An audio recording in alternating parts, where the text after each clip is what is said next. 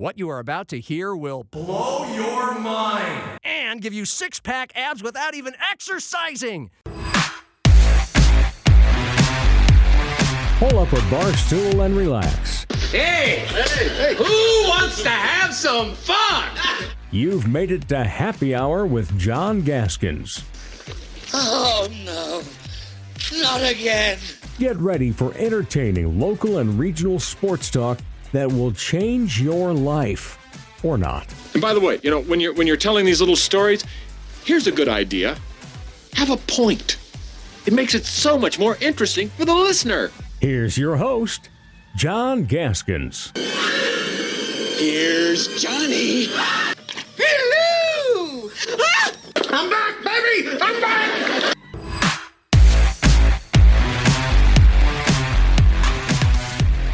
They call him LaMelo Yellow. I don't know. That's all I got for you today. They made Trent Donovan laugh. reference? That's right, I guess. Welcome to LaMelo Day in the upper Midwest. The Minnesota Timberwolves have traded for LaMelo Ball to join Anthony Edwards in the backcourt, and it happened at 8:30 this morning. So, yeah, that's kind of a big deal. I think it keeps the train moving pretty well. I love it. It's going to be entertaining. Trent Singer and I are going to break that down. Plus, Eric Peterson, USD men's basketball coach. Look at you dropping that early in the episode, John. I'm proud of you. Special guest today.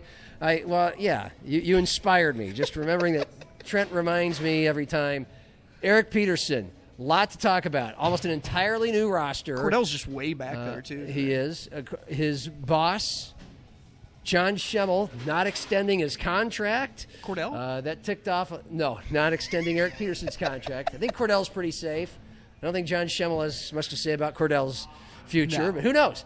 And Eric talked about that today. Not Cordell, but the fact that his contract wasn't extended. He's coaching for his job. I think we can all understand that.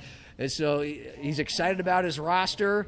He's not shying away from the situation that he's in, but everything's tenuous in mid-major basketball. So Eric Peterson today, and America, Game 3, World Cup tonight. Means nothing, but it's still fun. Damn fun team to watch. And the bigger picture is next Wednesday's knockout game in the round of 32. How far can this team go? Yeah. Jackson Rentschler, a bartender and manager here at Craven, will be joining us later to talk some World Cup and some Americans and the World Cup watch party. This is the official American Outlaws place.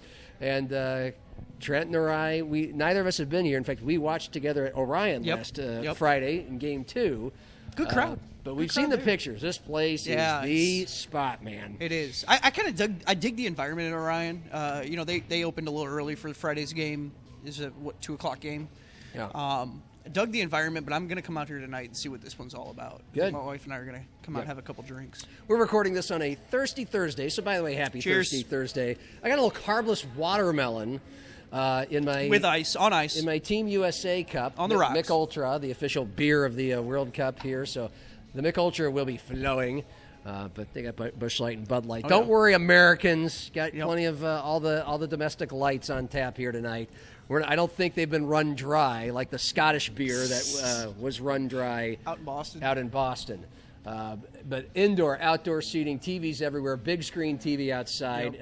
The biggest, most hardcore soccer fans in town will be here, and the casuals have picked up on it as well. So, a lot of you are going to be watching and listening to this probably after the game, into Friday.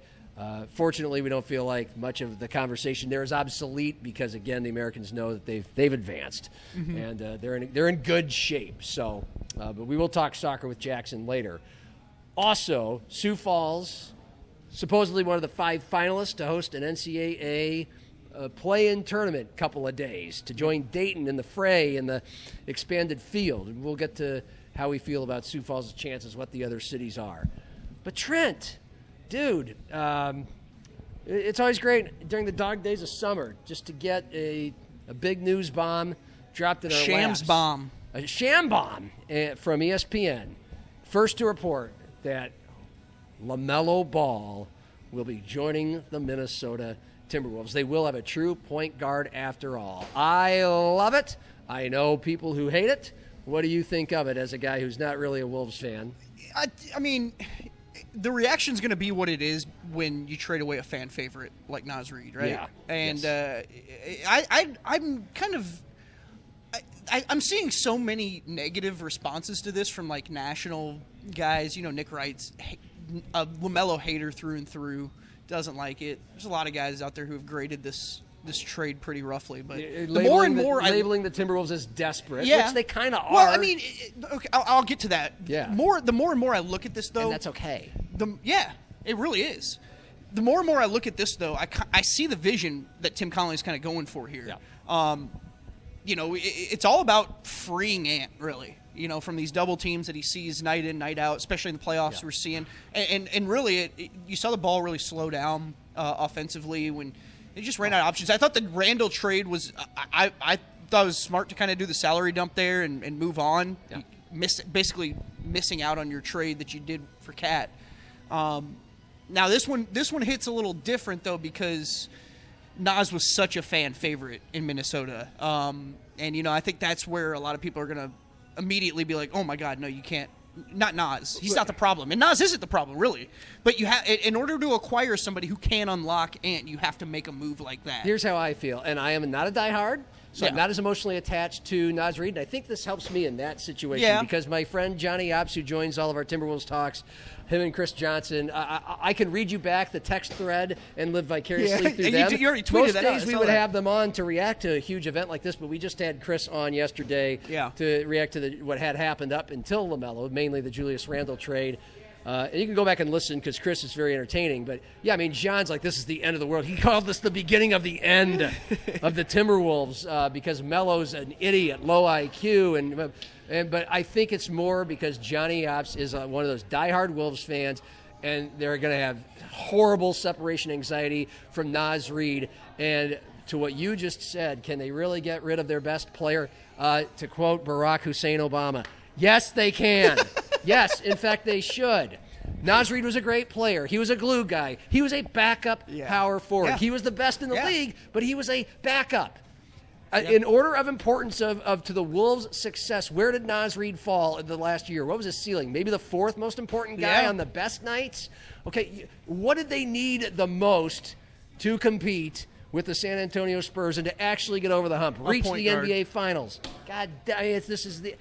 It's a miracle that they're getting 6 games into a semifinals without a true point guard. Yeah. This is the NBA. Look what the Every Knicks level just of basketball. Look what the Knicks just did. It helps to have a true point guard. The only teams that bring up the ball, with a point guard by committee without a true point guard are ones that, where the point guard's injured or something. You got to have one. Yeah. And in LaMelo Ball, you get a guy who is young like Anthony Edwards, but has been in the league. 24 years old. They came in the same draft together. Yep. They're both top 3 draft picks, and he might be dumb. He might be careless, and blah, blah, blah, blah, blah. He can score. He can pass. Yeah. And he get pace of play. Huge issue for the Wolves because Ant half the times bring up the ball, and he brings it up slowly. And if you look at the Hornets' last 4 months, they had the highest scoring team in the NBA. LaMelo Ball's distributing it high volume, 3-point shooter. Chris Finch believes in analytics, man, and he believes that you need to shoot a lot of threes and make a lot of threes. Well, the Wolves were a little bankrupt of that, severely bankrupt of that, and you really need that when you're trying to beat the San Antonio Spurs and you can't really get around Wemby closer to the rim. You need to hit outside shots. Mm-hmm. LaMelo Ball's going to provide not only his own ability to do that, but freeing up Ant, as you said, on threes and everything else. Plus, he knows how to get, there's analytics that go down to corner threes, and like the Hornets were one of the best at that. You need a point guard that sets guys up to get open for all that stuff. I'm not saying he's the second coming of Magic Johnson here. There's still a lot of work to be done in his game. But I will, none of this goes through Ant, right? Or none of this goes through without Ant's kind of a blessing, right? Yes. And so I think it's worth noting that he's, this is something that I think Anthony Edwards wanted too. And on top of that, it's going to be fun. You mentioned it. So much fun. This guy's electric. He averaged 7 assists last season. He played his best team ball last year too. I think that's worth noting too. That's kind of what they've been wanting to see is him play more of a team game, and he took a step in the direction. Was it a big step? Certainly not, but he definitely took a step. Look at that. Hey. All right. Oh, Cap. Okay. Here we go. Tell them what you're seeing there. We got a Jim Beam USA a jersey. Okay. Yep. It's like a cape. Thank you. So that means I put it on the other one. Okay. This is why you watch the show, folks. Yeah. Look at that. This is great radio. No. Anyways. I got the cape on. Keep that thing on. Jackson just gave me a Team USA cape, so Look there at we that. go. Jim Beam on the back. Yep. SiouxFallsLive.com. SiouxFallsLive.com. You can see it all. Watch the show. Watch the show at SiouxFallsLive.com or with your subscription to Midwest Sports Plus on the Midwest Sports Plus app. What I was saying, though. Sorry.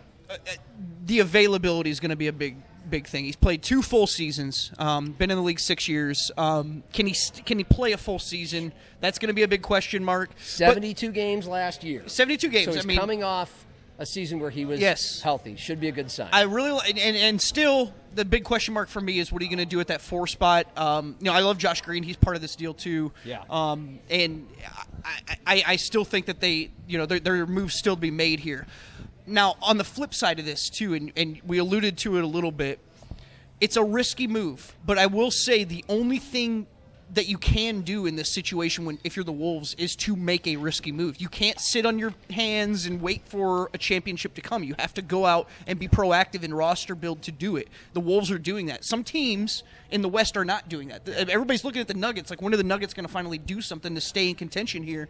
And that's the bigger thing that I see when you look at this conference. Yeah. If you're in the West, you have to compete with arguably 2 of the best teams in the league. Yeah. Right? I mean, it's the Spurs and it's the Thunder, and they may be the 2 best teams. And Chris Johnson mentioned yesterday, the Thunder are kind of they look like they were set up for years, and already kind of feel like they can't keep everybody they got. It moves quick, man. And so we had this whole conversation yesterday, and again, Chris is illuminating and entertaining, and so I still encourage you to listen to it. But we were kind of like, is this really it? Is this really so? Io is a de facto point guard, and Anthony, and they're going to bring the ball up together. And they signed Io to a $22.5 million a year deal. And I guess this is it. Io and Ant in the backcourt. And then you got the untouchable Jade McDaniels, the power forward. Now Nas is a starter, and Rudy Gobert. And that was not it. With Tim Connolly, it hardly ever is it. He makes a whopper almost every year. Well, I thought because he wants to win a title. And doing this straight too, not giving up Rudy is fascinating to me, right? So far, I mean, of course, there's speculation that certainly not all the dominoes have fell yet. That there could be deals for Rudy, and who's going to be your power forward now? Now you don't have Nas. Can I throw a name out there? Yeah. If this guy wants to win one more championship, why not? Bring the king to Minnesota. I'm not kidding you. I mean, okay, that'd be incredible. Make it happen. It's a lot of cooks in the kitchen. There's a lot of cooks in the kitchen. That's a lot of cooks in the kitchen. But I will say, there's not enough ball to go around. If LeBron wants to win another championship, this is a really, really ideal spot for him. It's clearly a better option than the Lakers in that regard. Yeah. Lakers have been early exits. Wolves knocked him out. Chemistry-wise, I don't know. I don't know how he is on a team when you have 2, brash personalities like Ant and LaMelo, but it's going to be a fun team regardless. That's a hell of a backcourt, man. Yeah, it is. It'll be fun to watch. And look, you get Josh Green. I think people are undervaluing that. They're not really talking about that as part of this trade. I agree. In addition to Reed, the Hornets receive stuff. 2023 unprotected first-round pick, 3 second-round picks. Charlotte also gets first-round pick swaps.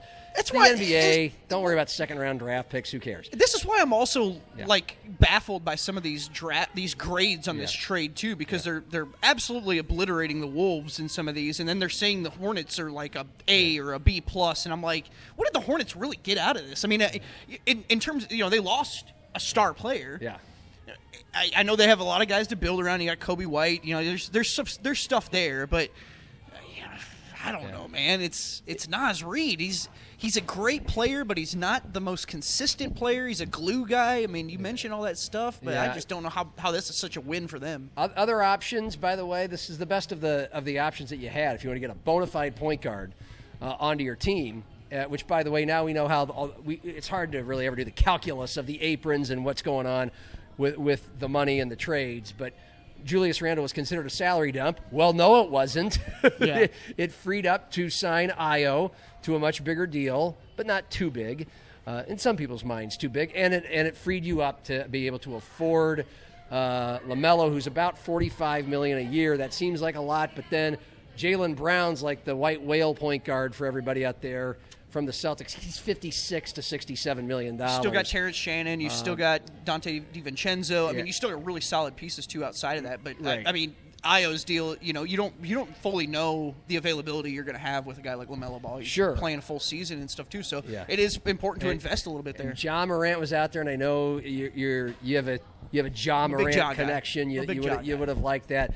But do you think LaMelo Ball is a better option than Ja Morant? At this point, this is probably the better option. I mean, quite literally, like, Ja's coming off a season where he wasn't the most efficient too, and then the injury, and it just hasn't been the same as what we saw his first few years in the league, and I don't know if it turns around. It just the game passes people up so quickly these days. And, that's what we're all worried about. Rudy Gobert is when is he going to fall off the cliff? He's 33. He's been playing pro basketball for 15 years, but reports to Doogie, the Scoopmeister, a guy I trust, he's connected to other teams in the league plus Wolves sources.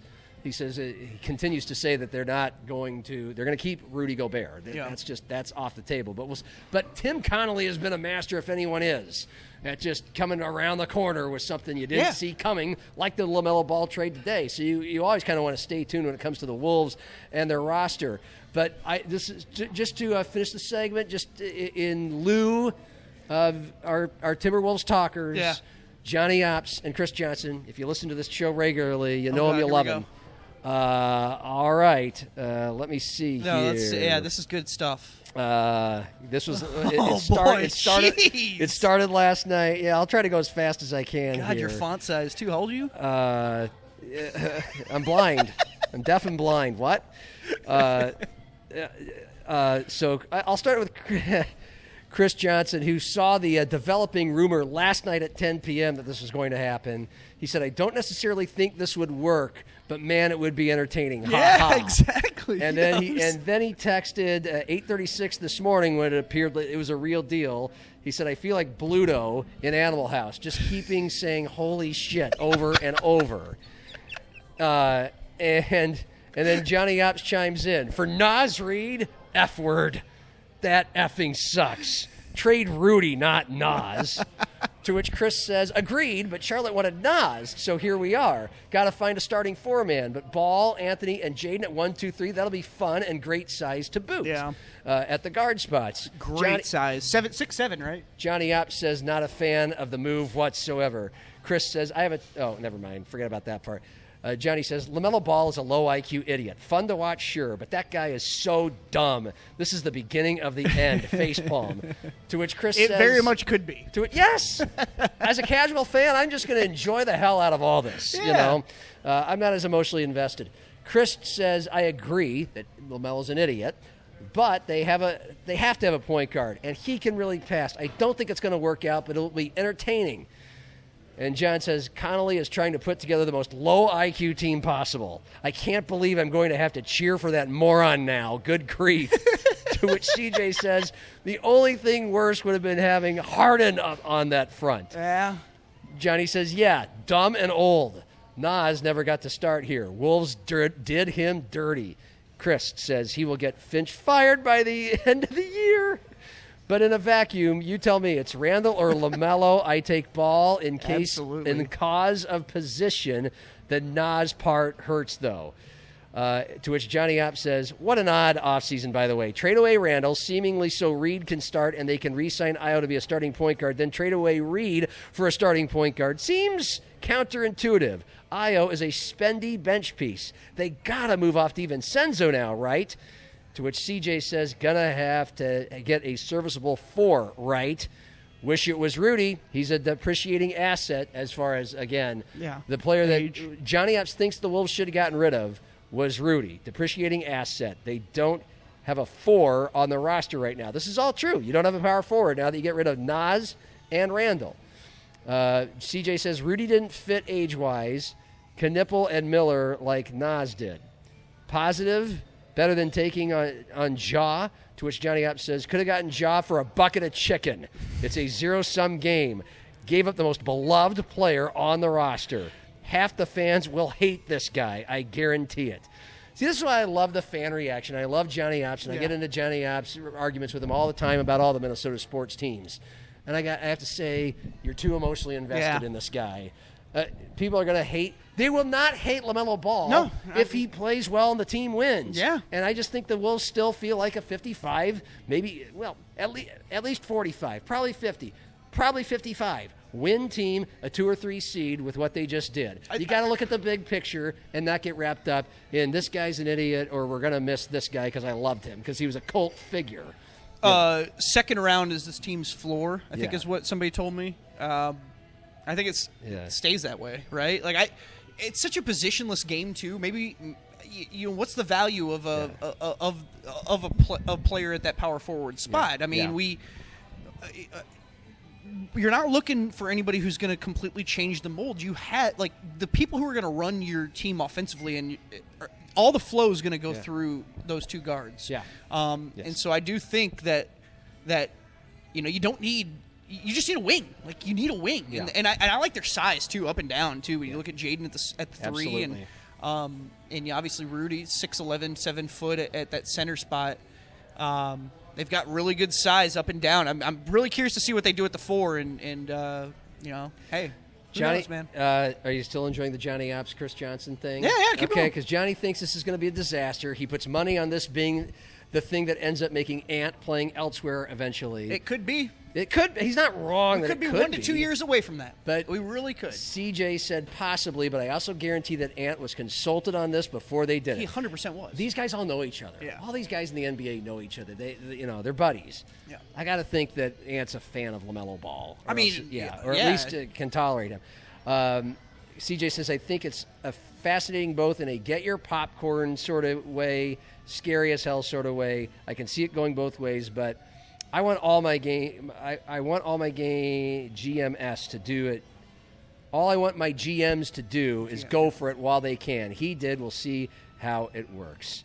So, I mean, I could go on. They go on and on and on. Yeah. Like I said, you can't just sit on your hands. You have to do it, and you have to make risky moves, too, this time of the year. I mean, this is what you, as a GM, the only way to win a championship is to do that. By the way, now they could get a power forward because of the Randall deal, which was a salary dump. They still have money to play with to possibly get a free agent at the power forward. Yeah. John Collins, Porzingis. I saw Collins' name thrown around. Yeah, a couple of them. Chris says he'd like to see the Wolves trade Rudy for P.J. Washington and Daniel Gafford, but the Mavs have no reason at all to do that. So anyway, you probably got more than you want. Yeah. Out of I thought we did great on our own with Timberwolves talk today. Hey, why not? Not bad. But let's move on. Thank you, Cordell. Anything to add there, Cordell? No. Cordell's the one over here with the vested interest. Cordell wants to move on. Thumbs up or thumbs down on the ball thing? One or the other. He's kind of one or the other. Are you more up? He's more up. Okay. Cordell's on board. Me too. All right. Moving on. Hey, last American World Cup soccer game, you and I met at Orion downtown. Great downtown option to watch the games. And first thing you said when I walked in was, "Hey, did you hear about Sioux Falls NCAA tournament?" Yeah, I had just seen the video. That's why He had just seen this video from a guy I've never heard of that apparently works for CBS Sports, David Cobb. I figured out that Albuquerque, Boise, Des Moines, Omaha, Sioux Falls, and Wichita are among those who have submitted bids to be hosts for this newly expanded opening round that'll be part of the 76-team NCAA tournament. And they all sort of share a similar DNA. They're mid-sized cities that don't have major professional sports, but they still have the infrastructure, the event hosting experience, the hotels, the restaurants, the facilities to host opening round games. as successfully as Dayton has over the years. And so it's interesting when you look at that list, also who is not on it. I can confirm that Denver and Las Vegas did not submit bids for this. So those are two of your major metropolitan areas, top 30 American cities that are within the geographic footprint that we knew the NCAA would be looking in as the expanded tournament takes hold. But they did not submit bids. They are not in the mix. From the looks of things, it's going to be one of these smaller to mid-sized cities. So there you go. Sioux Falls is in the running, if we are to believe this guy, for... And Jerry Pelesci. I mean, we've heard... Yeah, thank you. Well, Sioux Falls did put in a bid. So, of course, in case you missed our couple of chats with Jerry Pelesci from Sioux Falls Sports Authority, Jerry P., the voice of the Coyote women's basketball team, Sioux Falls very much was bidding to be the next Dayton in this expanded NCAA men's tournament field of 76. Now you're going to have, Dayton had 8 teams, 4 games, 2 nights.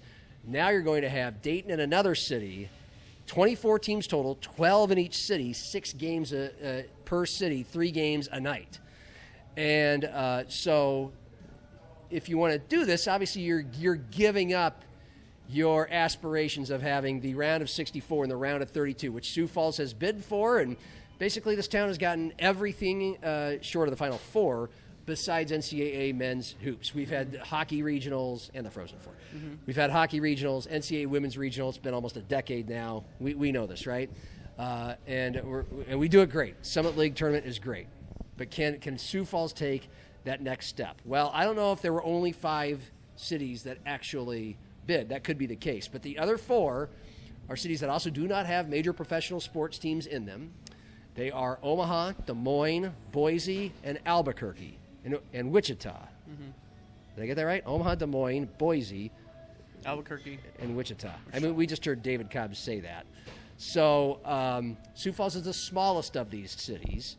But you were so excited when you were telling me this last week. Like, do you still feel like Sioux Falls has a good chance?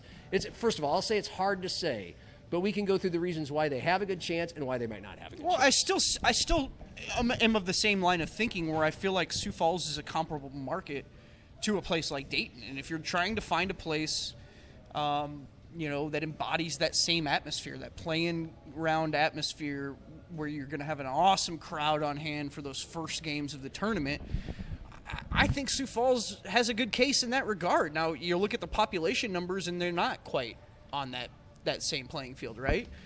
Sioux Falls is probably closer to the smaller side. What is Dayton?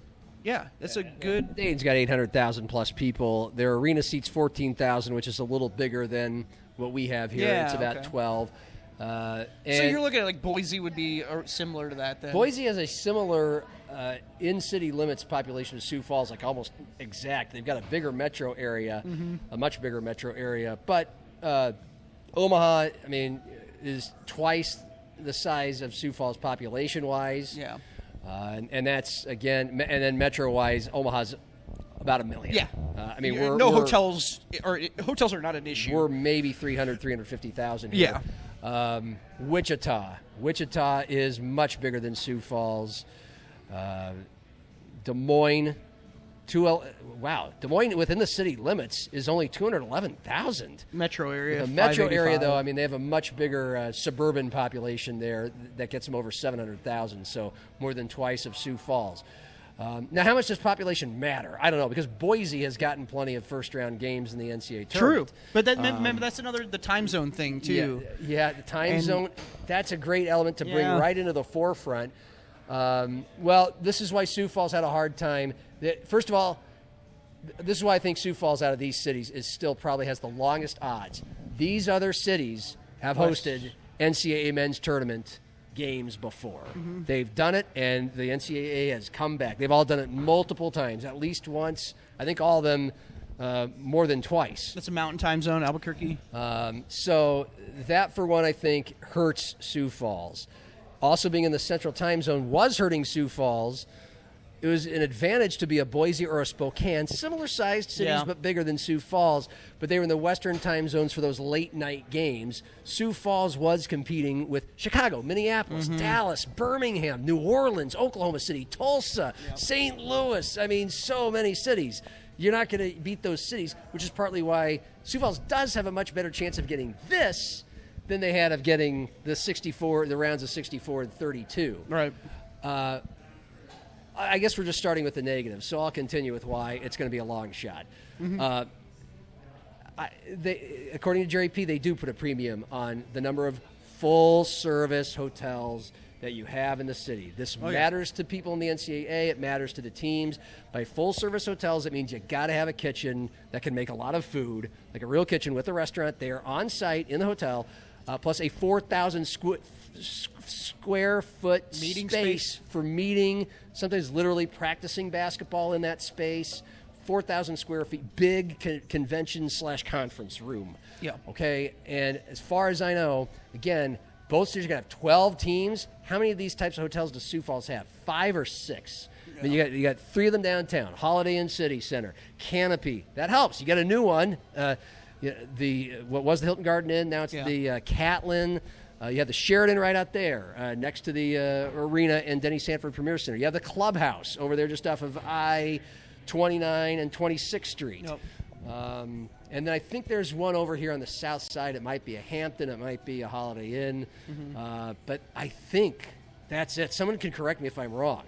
So Sioux Falls has half the number of full-service hotels that you would need for 12 teams. And according to Jerry P., they prefer every team gets its own hotel. Mm-hmm. You don't want 2 teams in the same hotel. Plus, the NCAA typically has their people in a different hotel from the teams. Mm-hmm. So, and again, all these cities, bigger cities, I'm guessing they have more full-service hotels. When you talk to Matt Zimmer about this, he thinks it's ridiculous. He thinks it's a stupid factor, but it is real. But again, how much that weighs into the equation, how big of a piece of the pie of the decision that is, I don't know. Remember, these cities are bidding as well. They're putting in financial bids. Oh, yeah. If Sioux Falls outbid all these cities, well, that increases their chances, right? Yeah. So that's something else I think we should mention.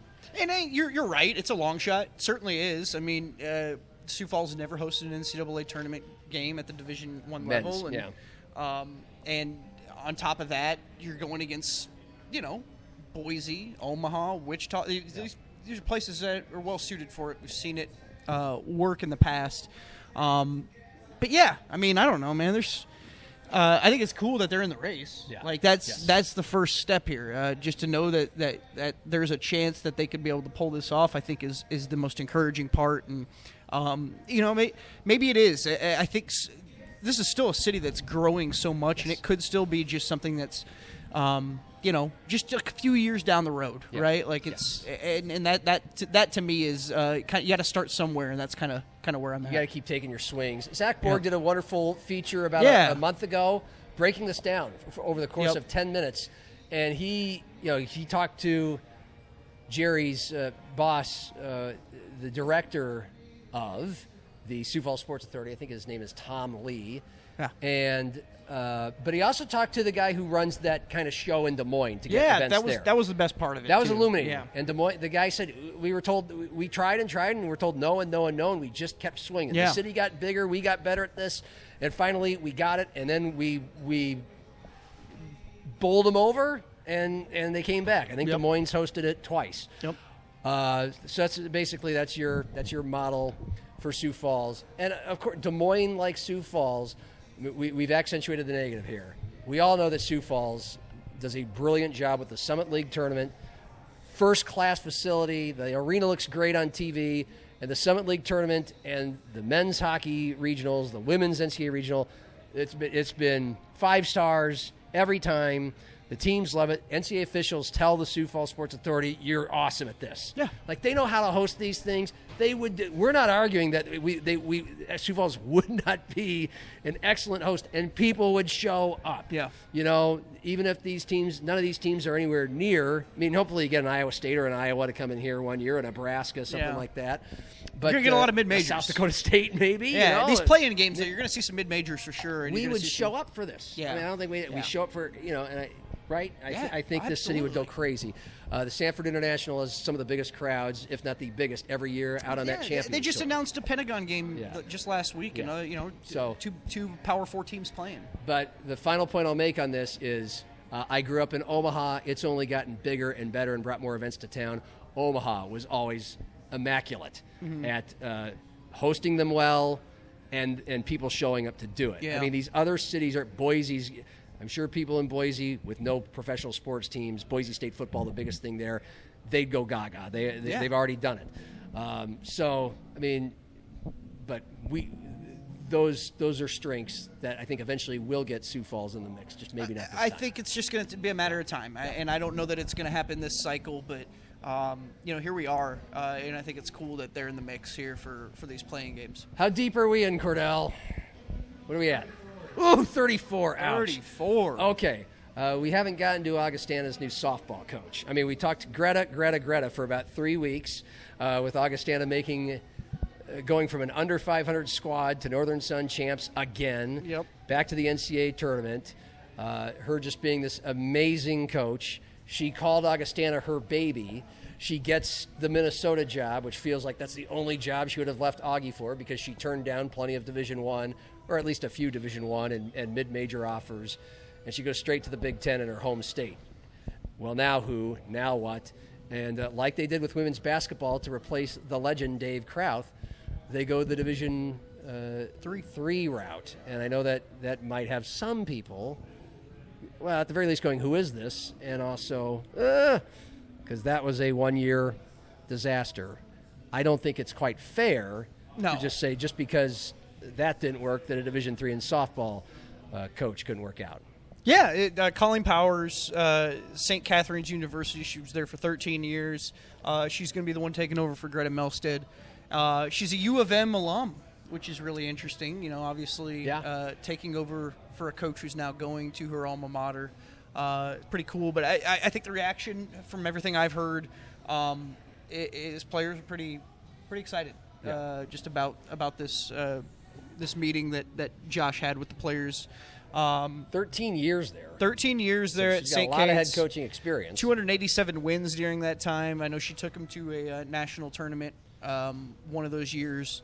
She was 24-18 last year. So, to carry on a tradition, she's stepping into some big shoes in the NSIC, right? Like this is Augie's conference, and they've run it for a while. And so we'll see. We'll see if she can kind of carry the torch. I really liked Julian Flores-Bennett and her records as a head coach, although she hadn't been there for much. Community college in the Iowa, Omaha right? area, Council Bluffs, right across the river from Omaha. A year or two at a school in Texas. I mean, she had great records, and she was young, and she was definitely not Dave Krauth, who was older and retired. Mm-hmm. She was a nice person. I spent an afternoon playing in a golf scramble with her, and I just felt horrible about how that all shaped out. Some differences here is a lot more head coaching experience. Way more. From Powers. Also, in a place where Augie's going to be recruiting to. I mean, Minnesota is obviously the main recruiting footbed for all these teams in the Northern Sun, and particularly Augustana. And so she has a more familiarity with the region from which you're going to get most of your players than I think Jillian did. So if we want to go back to comparing D3 hires. So on paper it looks good, even though you go kind of D3, well, but, sometimes you hire from the level below you. Yeah, that's what happened. And that's what happened here. Yeah, and we'll see how it works for U of M. Yeah. You know what I mean? No kidding. That's the big one. But I think, from everything I've heard, it was received really well from the players. And that, to me, is key. It seemed like Josh Morton kind of went out and tried to find somebody that the players, like he tried to find an ID of a coach that fit that mold, and it seemed like Colleen Powers was the one who fit it the best. It's riskier to go to the outside these days. USD didn't do it. They felt like they had what they needed right there in Shannon Pivovar. But again, kids can get D2 kids can get in the transfer portal anytime they want.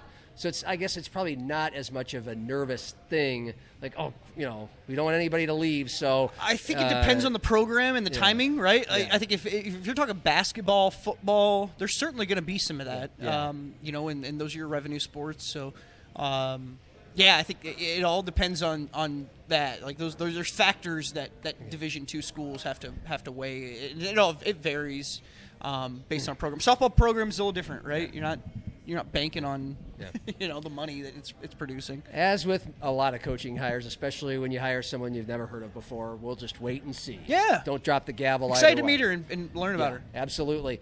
Last thing, I mean, you certainly this is the time of year where all the sanctioned sports around here aren't going on. Doesn't give us a shortage of things to talk about on Happy Hour. Case in point, our show today. But it gives you a chance to write some kind of outside-the-box type of stories. And you had a really outside-the-box one. Yeah. SiouxFallsLive.com this week.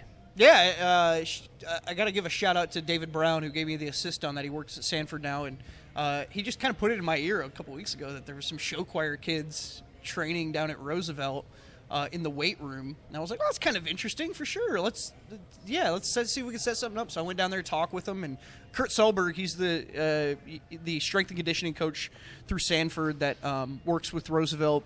And you can tell he's excited about just getting the chance to work with maybe some students that wouldn't be considered student athletes, non-traditional right? athletes. Yeah, and they have to put in work too, man. And it was just kind of a cool insight into a lot of work that is done behind the scenes in those summer months that we don't really even think of. We're always thinking, of the sports, football, basketball, and those guys work year round and they work their tails off. But so do some of these other kids. And Roosevelt's got a hell of a show choir, it sounds like, and it's cool to see some kids kind of working behind the scenes to work on their craft. Solberg's been there for, I believe, 2 years at Roosevelt. He's a Roosevelt grad, but he's been working as a strength and conditioning coach there at Roosevelt. They don't do a ton of heavy lifting or anything outside the box, but there's a lot of cardio and it's a circuit workout, and it's all about just staying in shape and being ready for when that season starts so that they can be there's a lot. Think about show choir, right? Like you're dancing and you're singing and you're having to memorize. There's a lot going into that.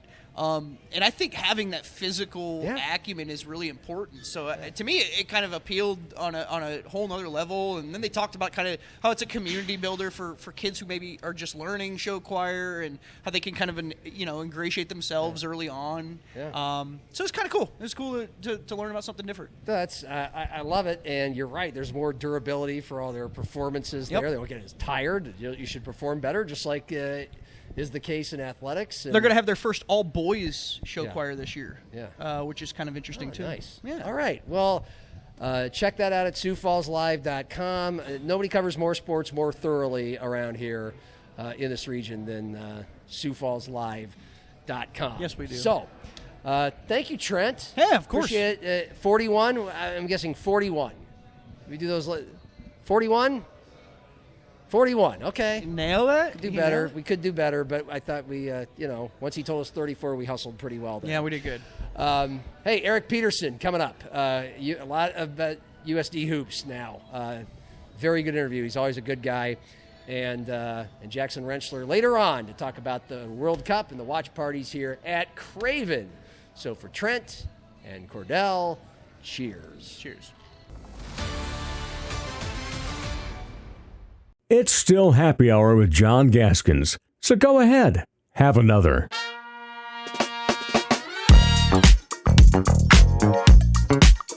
Let's get a glimpse inside the life of a mid-major head basketball coach. He is Eric Peterson, 5th year at the University of South Dakota. He is heading into his 5th year, and of course, year 3, 19 wins. Year 4, 16-16 overall, 8-8 in the league, but that was some men's work to get to those marks. He was high up there on the Coach of the Year voting for all the injuries that the Coyotes had to sustain. And since their last game in the Summit League tournament on that Friday night, almost an entirely new roster. 4 players do return. There's 12 new players. He's here to tell us all about that and more here on June 25th. So it's been about 3 months, over 3 months. It's been a while. So it's great to see you. Have you had a chance at all to take a vacation or kick back and relax? Or has it just been pedal to the metal? Not yet, but over the 4th of July, I do plan to get away for a couple of days. We're going to give our guys a small break. And then we try to take one family vacation a year, and we're taking one this year to Myrtle Beach, South Carolina. My wife went to school in South Carolina. She played at USC Upstate for volleyball. So we do plan to get away a little bit, but it's been a busy spring. You're trying to replace guys on your roster. The portal's been a little bit crazy. And then, every spring you have some turnover with staff as well. So, try to find 2 assistants. And so it's been busy. Like I said, we signed our last kid on a Saturday and we started practice on Monday. So it's just kind of one week ran into the next. And sometimes it's like, hey, what day is it right now? Where are we at? Yeah. It's been really, really busy. Yeah. Well, besides busy, how would you explain what it's like to go through the emotions and just the whirlwind? You're not alone. I mean, North Dakota State wins the league tournament, loses most of its roster. It's the life of a mid-major coach. Beyond busy, what's it like to go through? Yeah, I think it's becoming the norm, and I think each year you lose more and more. The first 3 years I was here, we lost an average of 3.6 transfers per year that, left. And now, we lose 8 this year that went somewhere and played. And I think it's going to become more common. I think a lot of people were hoping that there'd be a one-time transfer deal with the 5-for-5 that just happened. And obviously that didn't happen. But it's becoming the norm. And I coached JUCO for 7 years, and I'm not saying this is a JUCO or we're JUCO. But it's helped prepare me a little bit where, every spring you're working on your roster. And when I was a junior college coach, we'd sign players in August, right before school started. So that's helped me a little bit with this. Haven't had a whole lot of time to reflect. Honestly, we were practicing a couple of days ago, and I told Matt Merkin, our assistant here, that, man, it's kind of nice just to be able to practice, because when we went through it, we were playing with 7 or 8 players, and we had coaches out there in scout team jerseys, and we were trying to do some breakdown drills, but we really never got to play 5-on-5. And that's the first time I really had time to step back and be like, man, like what we just went through was pretty wild, a huge anomaly. But now it's full steam ahead. We got 16 guys. A couple are coming back from injury, but it's great to get back on the floor, coach our guys, play a little 5-on-5. And it's just been too long since we've done that. But it's part of college basketball now. There's some coaches that, love it. Some coaches are saying, hey, I'm not doing this anymore. I'm just going to go be an assistant at a high major level. I'm going to go Dusty May. I'm going to go to the NBA because I just want to coach. I don't want to deal with some of the stuff that's going on at our level. But, hopefully with some of these new rules, it settles down a little bit and there's a little bit more structure to what's going on.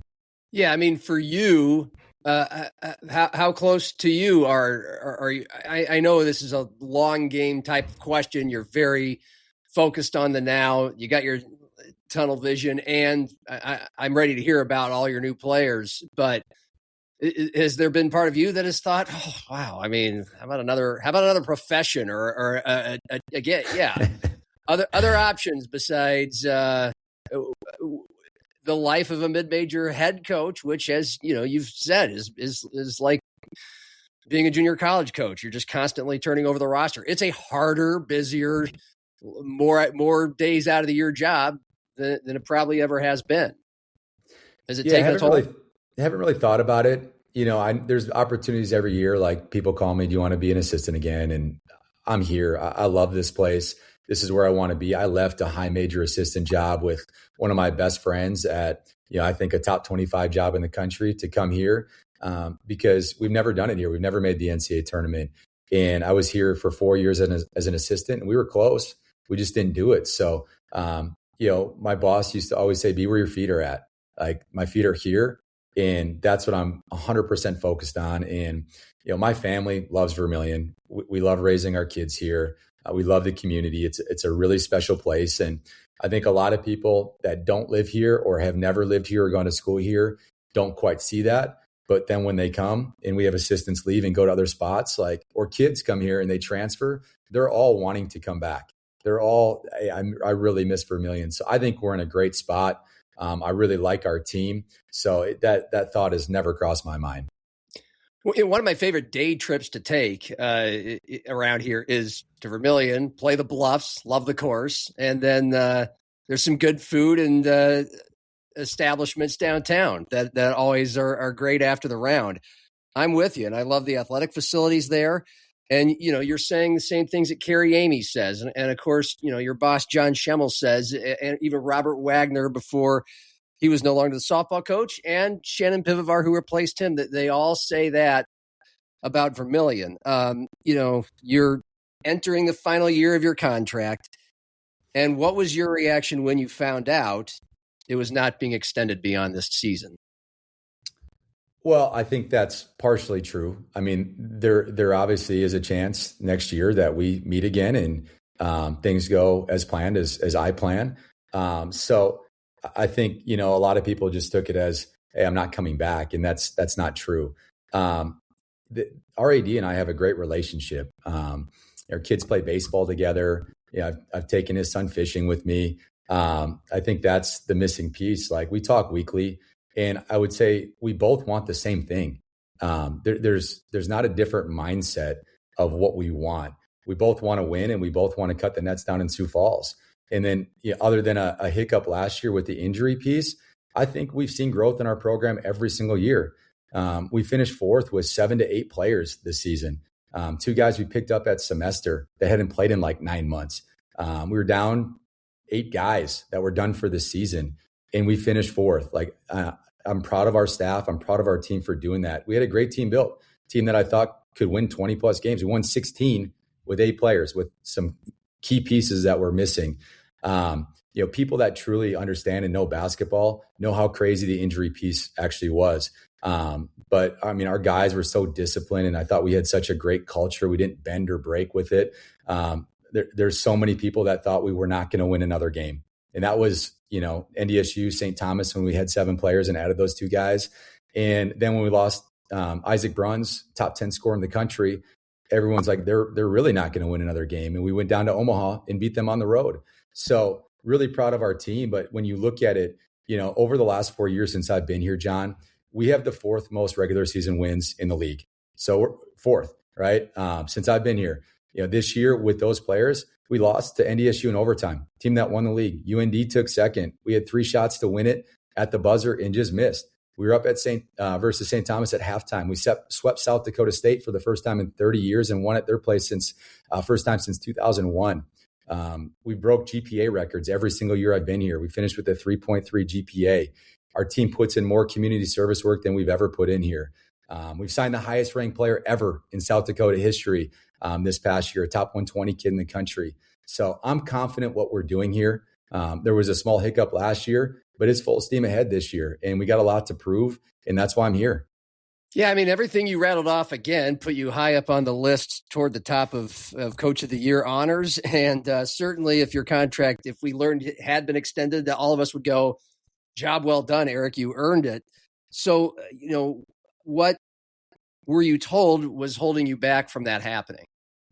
Yeah, I'm not going to go into details about that. I don't think that's appropriate out of respect to our athletic director in our program. The people that I will talk to that about are our AD and my agent. I think that's the appropriate thing to say. But yeah, we need to win.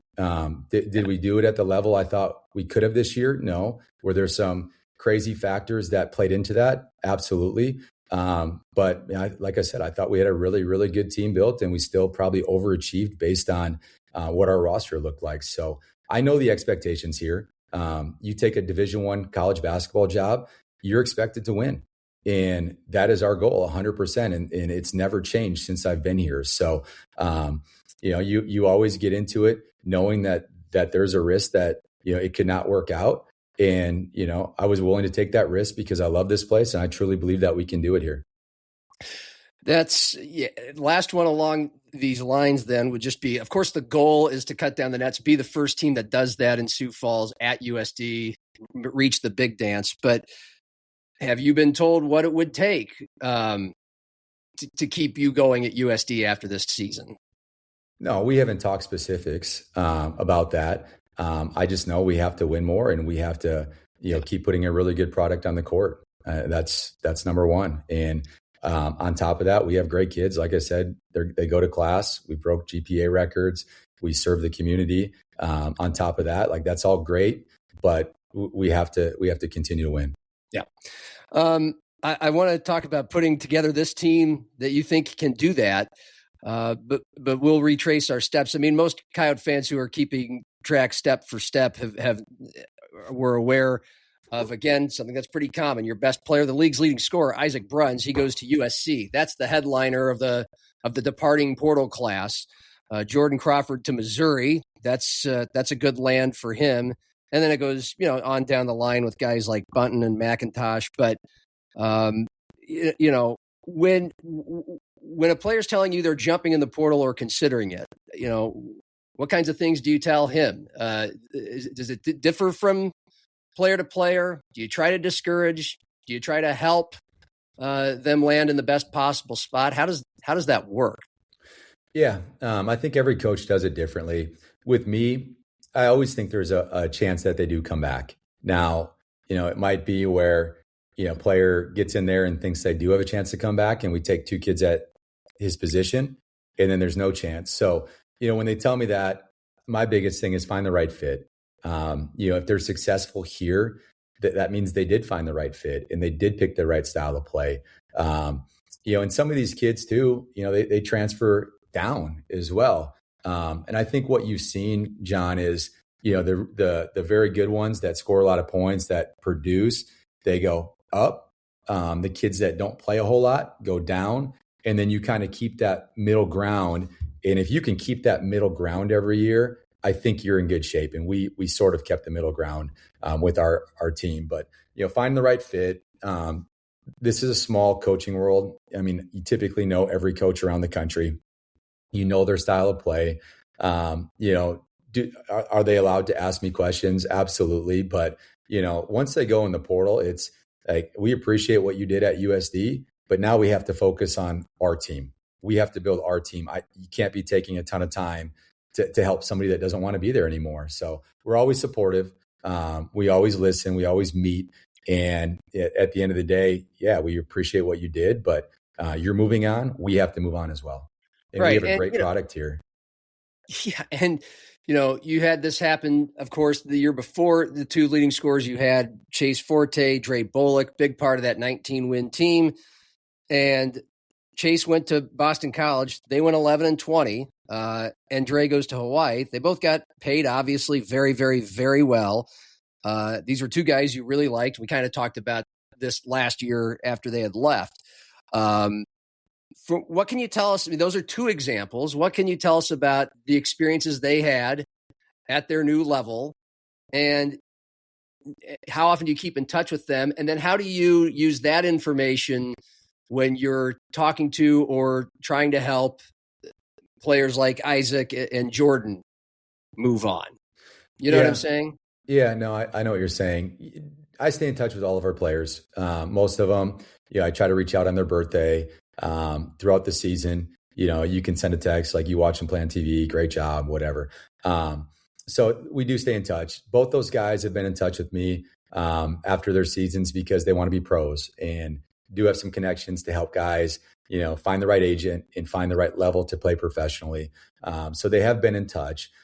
I do not, sit in here and sell it to recruits. That's not what I'm about.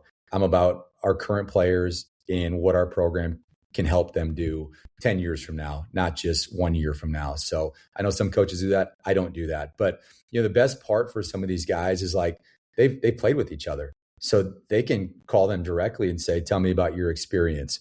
I don't relay information back and forth.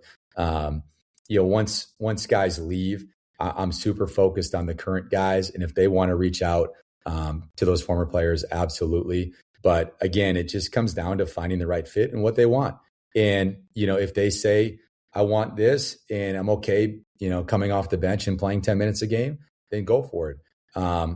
Dre went to a spot that he thought he could play a lot and they played in the NCAA tournament. So everybody's a little bit different, but, there's too much going on right now, John, where you're trying to, we brought in 12 players. Like, I'm entirely focused on our team.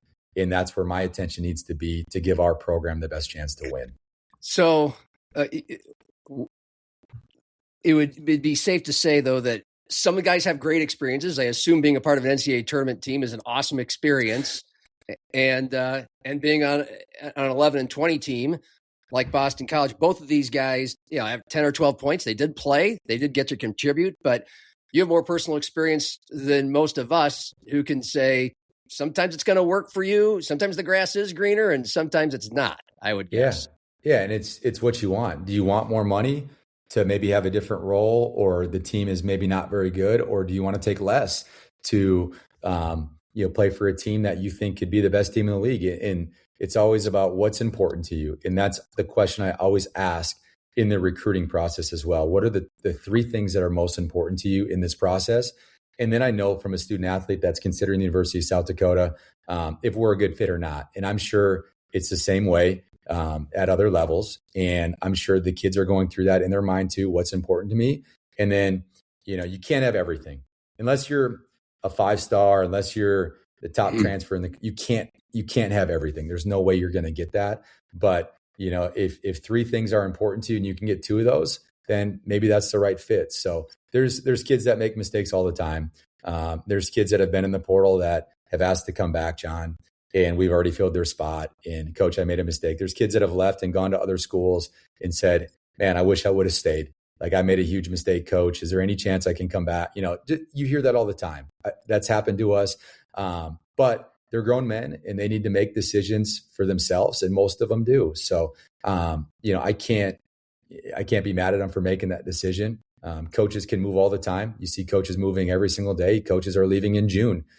So to be mad at somebody for that would be silly. You try to support them the best way you can, but going back, you try to just, put as much time into your team as possible, because that's what's really important as a college basketball coach. Yeah, it sounds like a gamble. Some players try to come crawling back. That's interesting. But you basically started, you have 4 players returning, and these are some contributors. I mean, Doetzler and Bucelis and Kaiser. So that's I want to emphasize that. But yeah, otherwise you hit the ground running and you have to replace I guess 3/4 of your team, basically 12 new players. So just kind of start from square one. What was your strategy? What was most, and who was most important to you first? How do you put together this new roster from square one? Yeah, it started last summer when you're recruiting high school kids. I think it's really important. We've always filled whatever scholarship amount we've had open. We've always tried to fill that with high school kids. I think that's really important. We're trying to recruit good players from the Midwest if possible. We got a top 120 kid out of Chicago and Michael Nee, who we were on early and he kind of blew up late. And then, Marvin Richard III from Pine Ridge, who's looked really good in practice so far, really targeted, those 2 kids. And then, once you look at the Midwest, you got to start branching out a little bit more, because we do want the best players that we can get from the Midwest. But every once in a while, there's an outlier. We've had kids from Texas on our roster. We've had international kids on our rosters. So the high school thing, I think, is really, really important. You don't want to go get, if we didn't get those high school kids, you don't want to go get 12 kids out of the portal. I think the chemistry is really important, John. So you're trying to get 12 kids and it's hard to play 12 guys, right? So the more you can kind of separate your classes and balance your classes a little bit more, I think that really helps. Now, are you going to keep kids for 2 or 3 years? I hope so, but is that realistic now? Probably not. So once we got those freshmen, I think the most important thing you can do, or the hardest positions to get, I should say, but are still important, are point guards and big kids. It's just, they're really hard to find. Big kids that can walk, chew gum, dribble the ball, put it in the hole are really, really hard to find. So, we brought in 3 6'10" or bigger kids, a junior college kid in Tyler Nedelecki, who actually signed or committed during the year and signed in the spring. We brought in JTT, we call him, from Creighton, 6'10" kid that we actually played against their first game, our second game of the year. And I got to watch him play in 2 exhibition games because we agreed to exchange the exhibition film. So not everybody got to see that around the country, but he played in our game, and that was the only game he played in. He broke his foot. But he played Cam fans very, very well. Cam could not score against him. And so when he came on the market, I was like, absolutely, we need to go after that dude. He moves well. He's an unbelievable defender. He scored a little bit around the rim, just saw tremendous upside in him. And then the other big we brought in was Steph Van Bussel, who I watched overseas when I first got the job here, didn't get him, went to St. Louis, ended up at Duquesne. And some of these guys just are not okay being backups. They want to play more. And our level provides that. And then finding some point guards, Cade Kelderman from Iowa State was their backup point guard last year. This year was probably expected to be their backup point guard, but they had a really good freshman that kind of took off. And same thing, Cade just wanted to go somewhere that he could consistently get on the floor. Cade is tough. He's physical. He can really share the ball. He's been one of our best defenders in the first 2 weeks. So those two spots were really important. And then about a week ago, we picked up Caius from Pacific, who is from Lithuania. Obviously, we have Vince Buzelis on our roster from Lithuania, huge family name in Lithuania with his brother Matas playing in the NBA. So there's a natural connection there. He had 100 assists last year as a backup at Pacific. That's a crazy number. And we knew we needed a guy like that on our roster. And he's been really sharing the ball and running our team the first couple of weeks. So those two spots really, really important. And then on top of that, we're just trying to find the best players that you can get with the resources you have. Everybody talks about resource. My thing is be resourceful with the resources that you have. Just be resourceful. So how can you piece your roster together based on the amount that you have and how to put a team together? And I was big this year, John, and I know there's a lot going on in the portal. The process is sped up a lot with recruiting. In the past, and my former boss as well, we've been big time relationship people where it takes us a while to get to know somebody and offer them, where now you have the portal and you might have to decide within 2 days if you're taking that player. So my thing was, let's do more research from the jump. Let's surround the people that know him and let's get information about them so we can make a decision quicker. But going back to what I was saying is I didn't want to recruit anybody that wasn't just an elite human being. And I think top to bottom on our roster, we have elite people and they work their tails off. I grew up on a farm in Wisconsin, and that's all I know is hard work. You got to show up and work every single day to get what you want. So those are 100% the type of people I wanted to surround myself with this year, because I think it's a really important year for our program. And, I'm really happy with our roster. So I don't know if there's an exact science or an exact recipe to do it. I wanted elite people, guys that care about school, guys that are going to play really hard. Certain guys on our team, you could go through the list, and I tell people, you talk to Cade Kelderman, you are, no matter if you're happy, you're sad, whatever, you could be ecstatic. You could have just won the lottery. You're happier and more excited about life after you talk to Cade Kelderman. You can go right to Elijah. Same thing with him, just down the line, Josiah Dotzler. I mean, I love being around our guys, and they just bring energy with whatever they do. You're just more excited about yourself and life after you're done talking to them. You make a point. Some of us, especially for mid-major coaches like you, but Division II coaches go through a lot of roster turnover as well. And we sometimes think, well, it must be very time-consuming and difficult, challenging, the recruiting aspect of it. But to your point, when you're recruiting guys that you're excited to be around, it could be fun. It sounds like it's fun if you're finding the right people, the recruiting aspect. I love coaching. I love basketball. I'm a basketball junkie. And when you recruit like-minded players that are like you typically have more fun with it. So every year, I think our roster is trending more that way. Practices, maybe I'm more excited about practice because we really haven't had a true practice since November with the full team. Yes. But they're guys that I love being around that, it's probably the closest team so far that I've been around in my career, just with them doing stuff together and just the energy that they give each other and the connection they have. They've made that pretty quick. So just a great group of guys, but now we need to get better on the floor. The interesting part is you bring in 9 transfers and 3 freshmen. There's 12 guys right there that have all done things differently wherever they've been. They've guarded ball screens differently. They've doubled the post differently. So, the first week you're kind of pulling your hair out. I love these dudes, but we don't know anything yet. And now this week, it's obviously looked much better. And hopefully, every week gets a little bit better, heading into our summer break. Yeah, it's a lot. And from reading Zim's article, which I recommend people to do if you really want to get down into some specific strengths, qualities, stats, performances, information about every player you've picked up, that's there at SiouxFallsLive.com from just 6 days ago. And you gave us a great rundown just here. But I gathered, for one, you're talking about grade A human beings. Also, a lot of these guys have won a lot of games, whether it be in high school or other places they've been. The other component, of course, it appears, is you're still trying to fit this into the very clear identity of USD basketball until everybody got injured last year. Yeah. Incredibly up tempo, tons of pace, 94 feet of hell type of thing.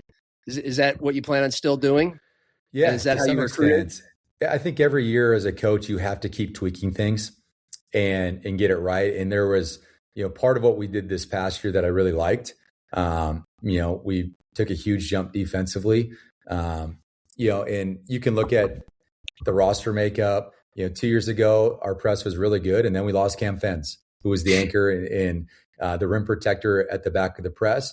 And, the last 2 weeks of the season didn't work great. Right. And I didn't think that we could change it within 2 weeks. Well, last year, we're playing K-State and we're shorthanded. And I thought about doing it 2 days before the game. And I'm just like, man, this is the last game before Christmas break. Can we really do it? And going into Christmas break, it's like, we have to. We have no choice. We have to change how we're playing based on who we have on our roster. So I do think we're deep. I do think we're going to play very, very fast. Actually, I know we're going to play very fast. We were number 2 in pace 2 years ago behind Alabama. So that's the pace that we want to play at. Okay. With the pressing piece, I think there'll be times where we won't press. There'll be times where we do press. But I do think that needs to be somewhat of an identity for us because if we truly want to be the toughest team, we have to, when we get between those lines, we have to show like we're gonna guard you guys. We're gonna apply some pressure the length of the floor and force you guys to really take care of the ball. So it'll be different. I'm not gonna just tell you the formula right now. So every team that plays us early knows what's going on. But as a coach, in order to be a good coach, you got to keep tweaking things every single year. Okay. But were you recruiting to that, or were you just trying to get the best possible players through the best possible connections? Well, if I didn't think they could play fast or couldn't play fast, I wouldn't have recruited them here. I think that's important. But does every kid fit, hey, we're going to get up and guard the ball the length of the floor? No. But we have some elite guys that can do that. And those should be the guys that are guarding those ball handlers the length of the floor. So I think you have to look at your roster and you have to put guys in position to be successful. And we're week 2 right now. And I'm not exactly sure what that looks like, but I'll know by the time November hits and we play our first game, I'll know. Well, you may have just answered the question. I mean, when you're putting together this new team, do you have in mind who your starting 5 is going to be, or is it going to be a while before that sorts itself out? Because the layman like us, you're laughing, so you can tell me why you're laughing, can go, well, this guy, and this guy came from the bigger schools and they got 1 year of eligibility. I don't think they'd come to Vermilion not to play. But how does it play out in your mind as of now? Yeah, I've never guaranteed anybody in my career that they're going to come in and start. I think that's the wrong way to start a relationship.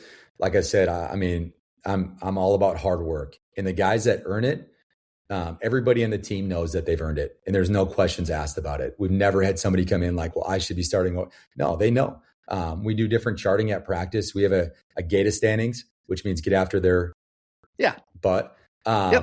And, there's certain things that we value. And I picked this up. I was in a gym in San Francisco my first year here.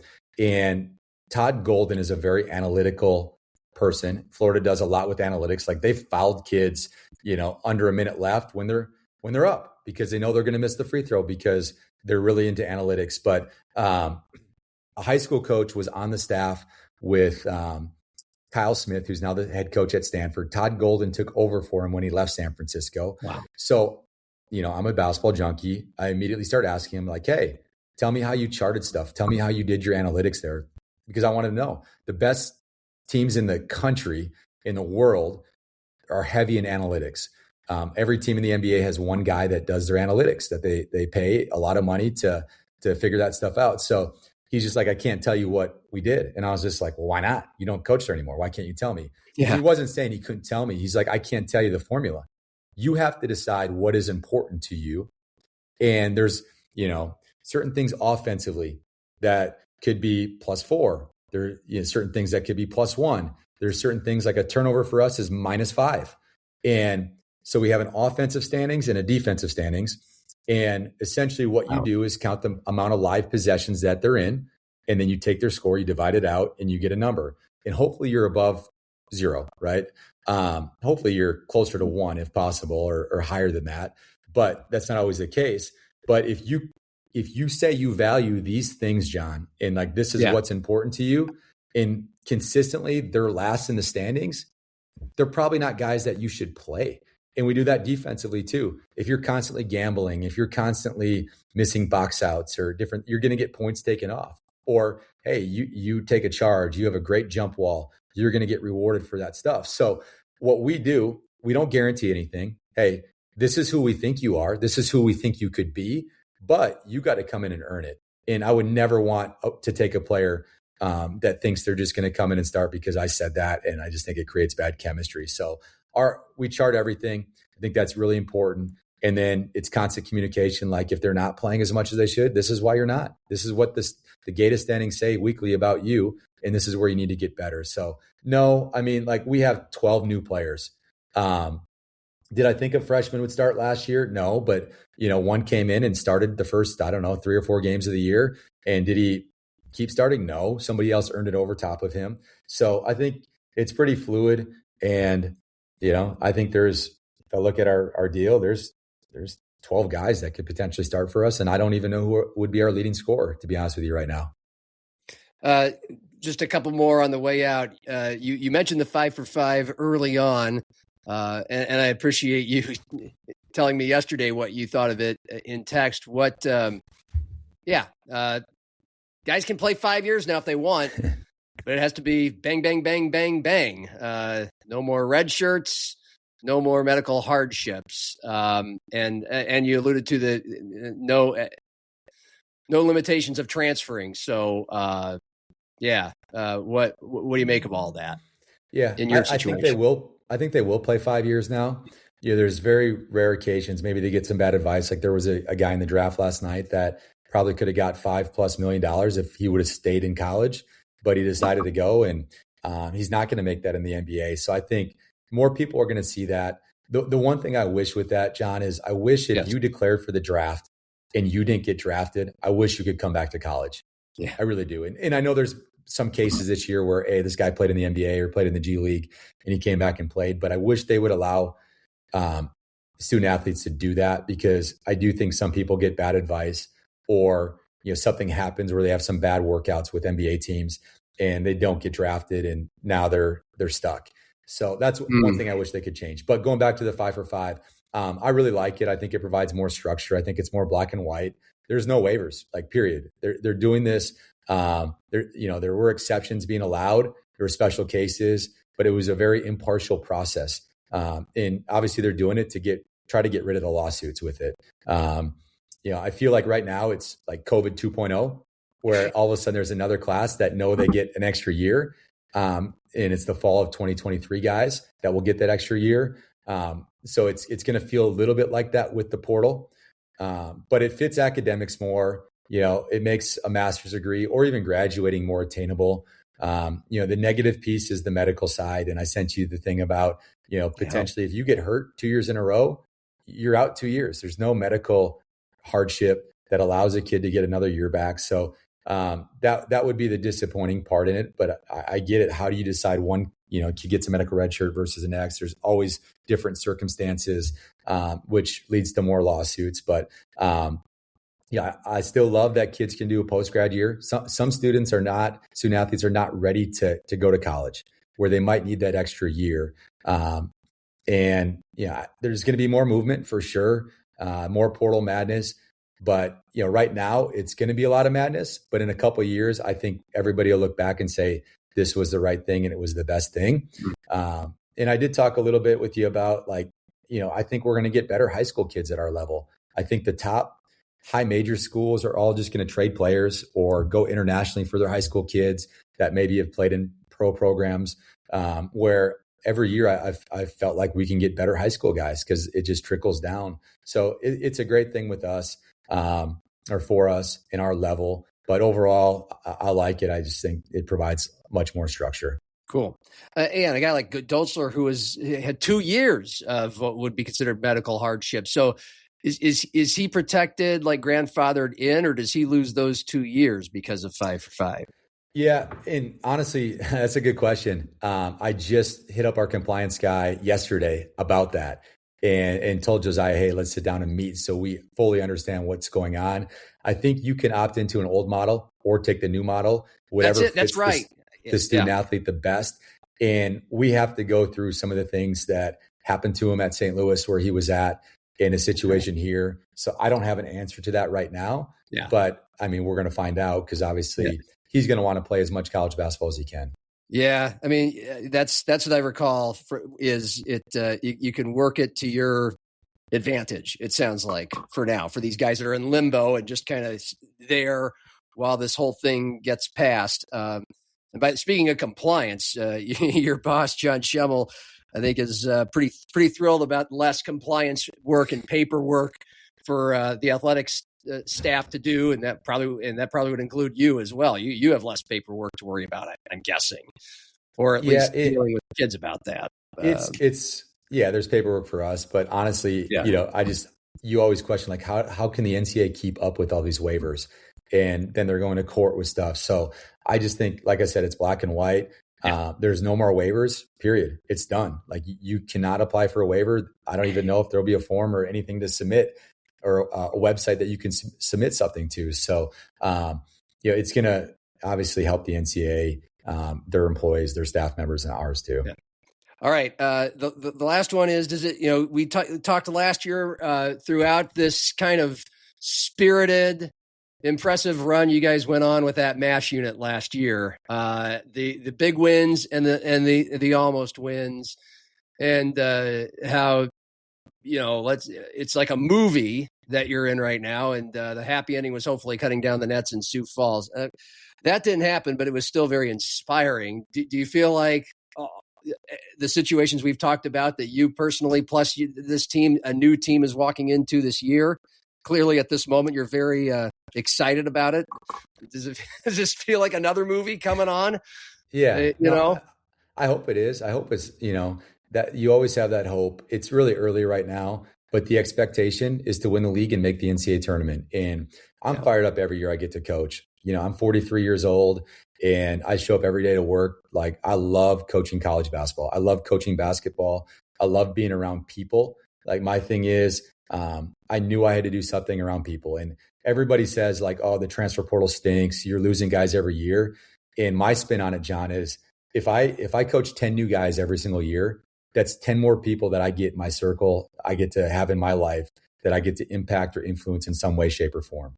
And that's a positive to me. Like, that is awesome that I get to be around those people on a daily basis. I get to see young men get married, have kids, go through life, mature, get great jobs, get promotions. All that stuff's really important to me. So I'm fired up every single day that I show up to work. I love this place. This is my dream job. I wouldn't want it any other way. And so when I get to put the whistle on and walk in between the lines at practice, it's fun, it's exciting, but the expectation is let's cut down the nets. There's a reason why we're all here, and we're all here for the same reason. It's going to be fun to watch. And those in my profession are supposed to not root for guys in your profession, nor against you. At least publicly, but it's going to be awfully hard to not be happy for you if this all goes well. So good luck and congratulations on all that's happened in the last few months. And by the way, for those non-Coyote fans listening in, we're hoping for the same for the other PD up north here. So it's good for us to see good basketball around here. So we all hope it happens. So appreciate you telling us all about it today. Thanks for having me on. As always, go Yotes. All right. Stay right there. He's Eric Peterson, USD basketball coach, for video producer Cordell Wright. I'm John Gaskins. Happy hour and cheers. It's still happy hour with John Gaskins. This round's on me.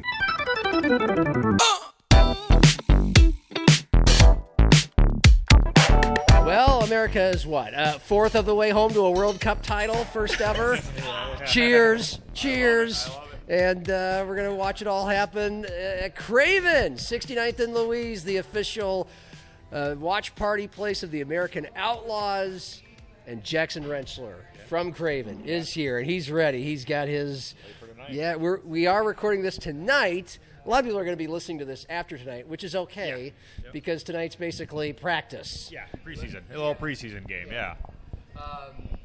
It's a little awkward here. Trent is here. We've got 2 microphones, 3 guys, and so we're here to just talk about what the Americans have pulled off, outscoring their first 2 opponents 6-1, vaulting into the top 10 of the Vegas odds to win the Cup. How good really are they? They're doing this all without their best player. And oh, by the way, Jackson got to see a World Cup soccer game at Arrowhead Stadium. And for those of you who don't know, he, like Trent and I, huge Kansas City Chiefs fans. So, right. I mean, I kind of want to carve into that. Take us there. Take us to Arrowhead. Algeria versus Argentina. It was. I got a phone call on Sunday night and said, "Hey, I have a few tickets if you want to go." And I said, "How much?" And she's like, "I got them for free through Mick Ultra." And I said, "Absolutely." So I called my son and I said, "Hey, Jack, do you want to go?" And he's like, "Yeah, right, Dad. There's no way. You know, it's messy." I'm like, "I know." And he's like, "Absolutely." He's like, "Can I tell my friends?" I'm like, "Yeah."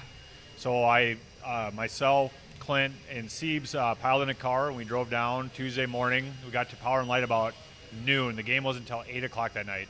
The place is packed. I mean, there's probably, at Power and Light at that time, 2,000 to 3,000 Argentinians. I think that I'm saying that right. And they are already partying, singing, drinking. They kept getting these giant pizzas, and everyone would go nuts when they'd walk out with the giant pizza.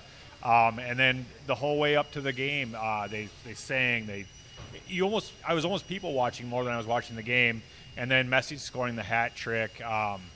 It was incredible. It was absolutely incredible. I mean, I gotta ask too, just because I saw somebody kind of throwing some shade on Twitter, which you see a lot these days, but they were throwing shade at Arrowhead and saying, like, you know, why is there a World Cup game being played at Arrowhead? This is one of the worst NFL stadiums, like, as far as like the backdrop and everything. And I'm like people don't quite literally understand like what the tailgating experience is like at Arrowhead, and really the soccer community in Kansas City too is incredible. Yeah. Can you just speak to like what it was like to see that stadium transformed into, you know, a World Cup atmosphere? We have just like two you know, rabid fan bases from these two countries kind of colliding in one place, and seeing Arrowhead kind of taking over. Andrew was able to speak because he speaks Spanish and very well, so that was actually a nice part of it. I can tell you right now, their fans did not think that. They thought it was incredible. As a Chiefs fan, it was weird because they had stripped almost red. Yeah, there's no red. The only thing that was left up there was the giant banner with the Super Bowl champions at the top. Other than that, you would not know you were at Arrowhead. You would have no idea. But 70,000 people going nuts the entire game, and I've been to a lot of games at Arrowhead. It probably was the best experience I've had there. Wow. I mean, it was that neat of an atmosphere. And, you know, Arrowhead's already loud. I think they had the decibel, and it hit like 112, which isn't, you know, close to what a Chiefs game was. But that was a duration of 90 minutes. They didn't stop. They don't stop the entire game. Like, you know, there's no TV timeouts. They are singing, dancing, ripping their shirts off for 90 minutes, and I had never seen anything like that. And the P&L too. I mean, like, Power and Light was crazy. What was that like? You couldn't walk, but it was also like I said, it was just people watching was extraordinary. Anywhere you look, and everyone was so happy and so like. It was just a good vibe. Yeah, the vibes were awesome. Yeah, that's awesome. So what you're telling me is it didn't seem like, even though the Americans weren't playing, like what we hear about Super Bowls, where a lot of the crowd isn't fans of either of the teams, and it's sort of an antiseptic, neutral atmosphere. Not at all, huh? I mean, because there were plenty of Americans there. Oh, absolutely, yeah. But everybody's just reveling in the World Cup, and I'm going to guess it was mostly felt like an Argentinian home game. 90%. Yeah. And then, most of the Americans that were there, you could tell that they got their jerseys from Shields or Amazon the day before.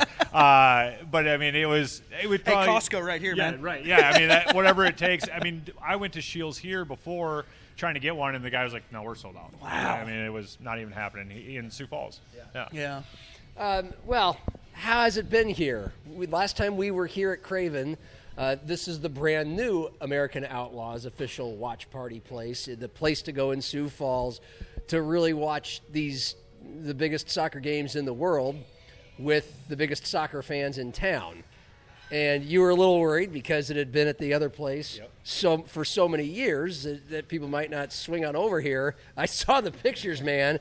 The first night was incredible. That was a Friday night, right? Which certainly helped. But the second game was a Friday late afternoon.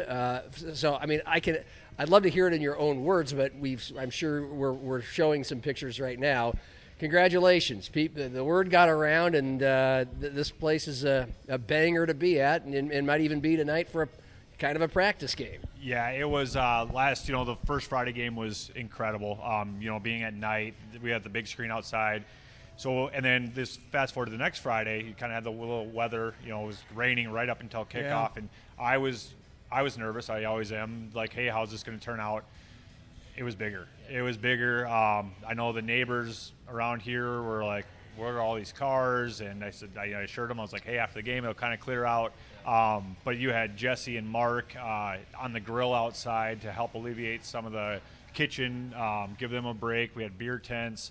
The staff was incredible. They were rock stars. And then the atmosphere, keep winning. They keep scoring, and it's just going to – I think Wednesday – next week will be get here early.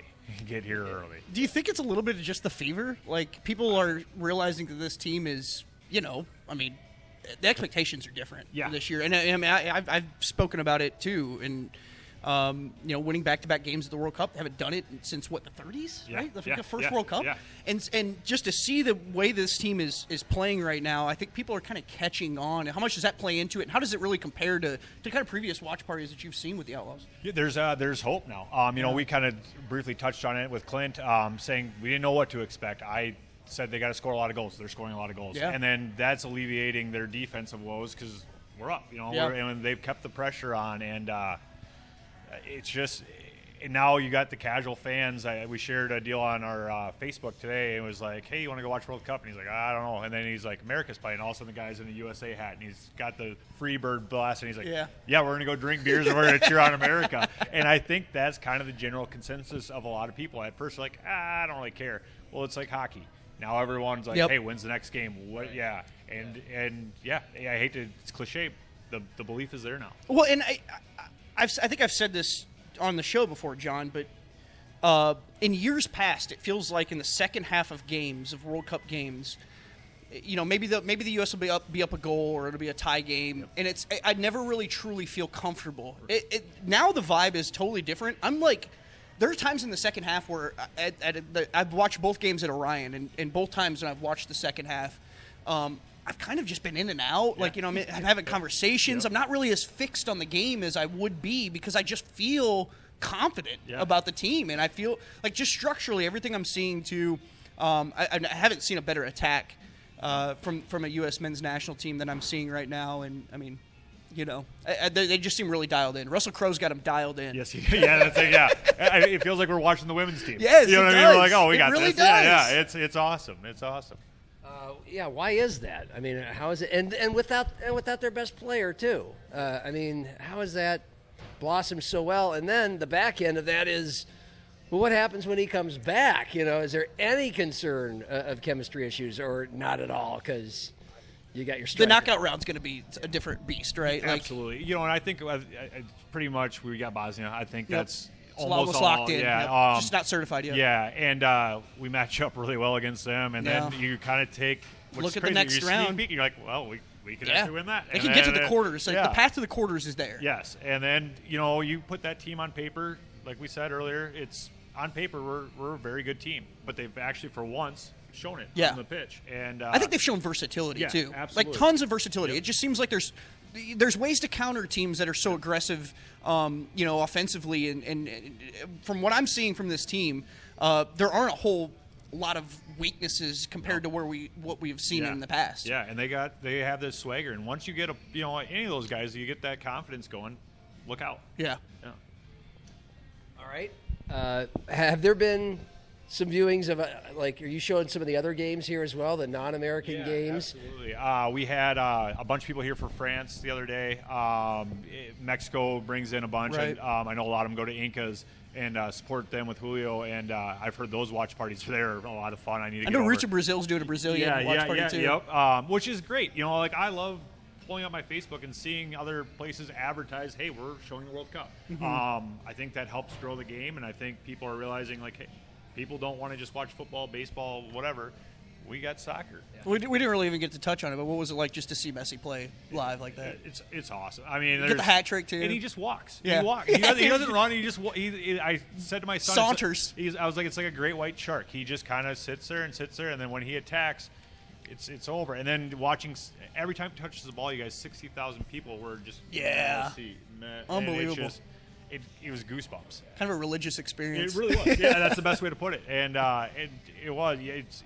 I asked my son afterwards. I'm like, hey, do you want to get a jersey? Well, yeah, he ended up with a Messi jersey. Of course. Yeah.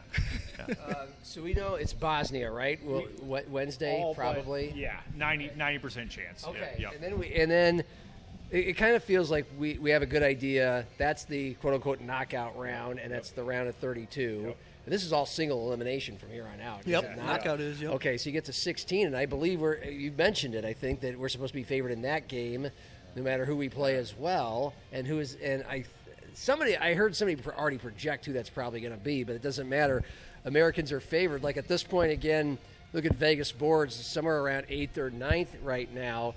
And then so I want to have the fun of potentially looking ahead to that. Like, what holds the Americans back now that you're likely running into France, Germany, Argentina, powerhouses like that? The way it's set up, and correct me if I'm wrong, we probably wouldn't see Argentina until the championship. Yeah, it wouldn't be. And we wouldn't. The only one would be, I think, Spain, right? Yeah, on the other side. Germany's on the other side. So somehow, I'm sure FIFA, it's a little corrupt. It made it. Yeah, weird. I know. If I end up missing, it was them. It's set up really nice for USA to make this run. Yeah, I mean, I think too, just looking at this team, I think the thing you're going to start to see the most is can the chemistry hold up? Yep. Because you're going to start to see teams that, Spain, France, Argentina, some of these teams, they have put together runs in the World Cup because they've been playing together, in Europe for years and years and years. And, the United States, their model has really shifted this World Cup where they were so kind of focused on homegrown talent in the past. Now they've shifted to that, bringing in some of those European players and really trying to find the best talent. And I think a lot of it, too, it's similar to what you saw when the U.S. won its hockey. Yep. You're just trying to find the right guys in the right spots. Yep. And chemistry, right? Like that to me, that seems like the big thing. Yeah. Right? Can that hold up in the knockout round? Yeah, it'll be interesting to see what happens when they're down. Yeah, 100%, because they haven't really encountered that adversity yet. So that'll be when if they get hit and knocked first, how do they respond? Yep. I think they can.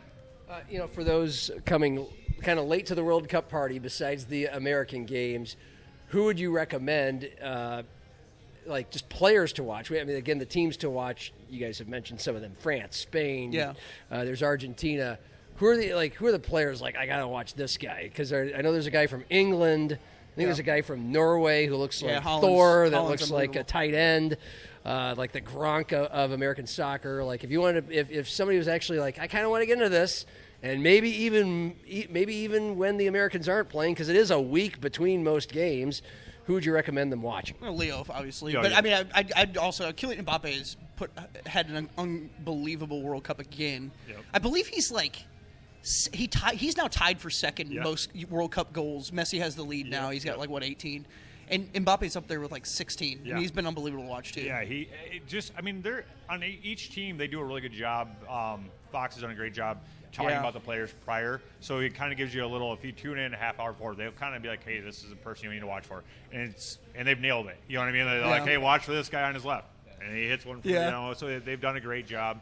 But Ronaldo, Messi, it's the last dance. If they're playing, turn on the TV. Yeah. Ronaldo turned it on, too, last game. Yeah, he needed to. He definitely needed to. Hey, just one more time. It's Craven, American Outlaws Watch Party. If you're looking at a lot of space here, I think that's the good thing is it seems like, well, that's where everybody's going to be, right? Well, sure, but there's a lot of space indoors and outdoors to accommodate it. I mean, I think I saw some people bring out their kind of lawn chairs to watch. You have a big screen outside and tons of screens on the inside. Anything else people should know if they come to any of these American watch parties like tonight or next Wednesday at Craven? I know it's a quote-unquote meaningless game, right? But I got to come out and see this. I just want to see the atmosphere, so I think we're going to come out tonight. Yeah, absolutely. And that screen it's remarkable.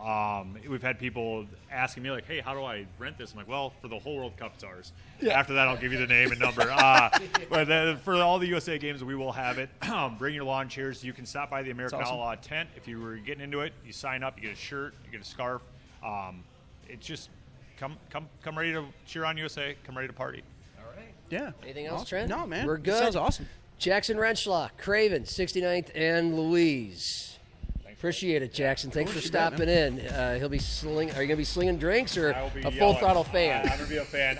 I do have to get back and rewatch it after the games, but yeah, full fan. Oh. Yeah. So it's easy to tell when things are going well or not, though. Yeah. All right. For Jackson Renschler, Trent Singer, video producer Cordell Wright, I'm John. Happy hour. Cheers and go USA. Yes, sir. Yeah. Cheers.